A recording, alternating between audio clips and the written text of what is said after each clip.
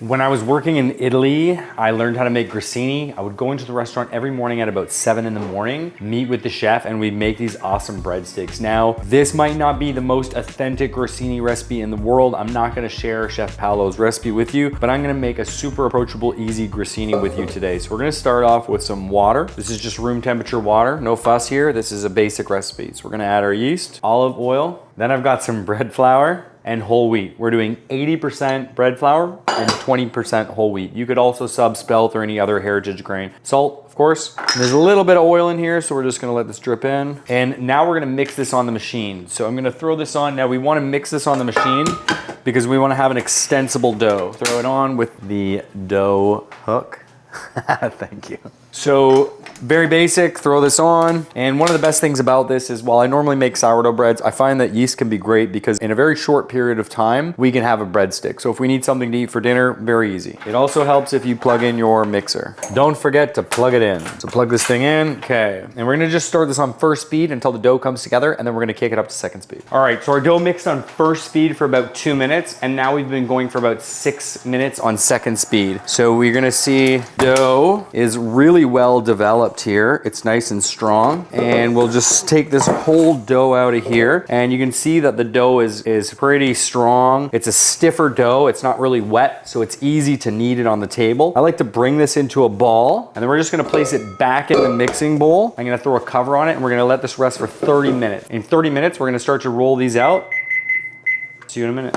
Okay, grissini's been resting for 30 minutes and we're gonna divide it. So all you're gonna need is a dough scraper, a sheet pan. I line mine with a Silpat because I prefer to use these silicone mats. You can see this one's very well used. I've actually had this for about over 15 years, I think. And I'm just gonna place the dough onto the table. Now, we're gonna use a little bit of flour here, but be careful not to use too much or your dough will not roll into a breadstick. Just a very, very light dusting like that, just so it doesn't stick to the table. Then we're gonna flatten the dough and you can put it into a rectangle kind of thing here. And next we're gonna cut strips. So I don't really measure them or get too exact with it.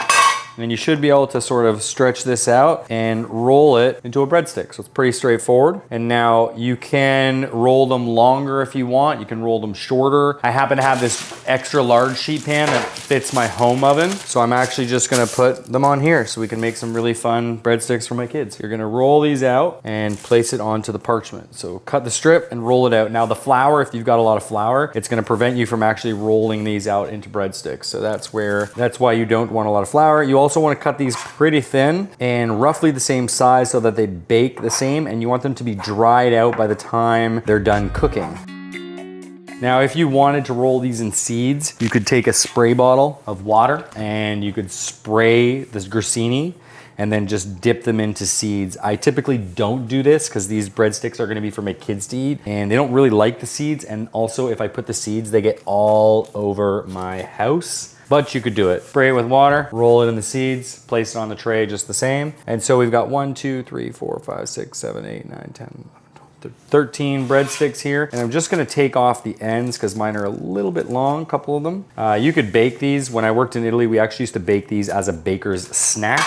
So we would save these up and then the chefs would eat them and have them with dinner. So you can always throw them on the tray if you want. For now, I'm just gonna put them aside. And now we're gonna bake these at 400 degrees for about 15 to 20 minutes. The key is you want them to be dry. They're gonna puff up in the oven when they get heated. And we're gonna end up with these beautiful long breadsticks. I'm just gonna try and straighten them out a little bit. Just trying to straighten them out, knowing that these are gonna rise. I don't want them to touch each other. These are now gonna go in the oven. They're hanging over a little bit, but you know what? I don't mind. Oven's at 400 degrees Fahrenheit. We're gonna pop these in. Just gonna put them in the middle rack. You can see how this sheet pan fits the full size. Perfect. And I'm gonna set a timer for 20 minutes. We'll take a look in 20 minutes. Breadsticks are out of the oven. They look awesome. Nice and crisp.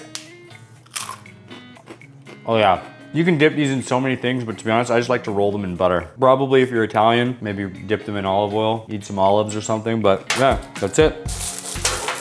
Breadsticks are out. If you like this video, do me a favor and subscribe to the channel. It helps me grow and other users find me, and I'll see you in the next video.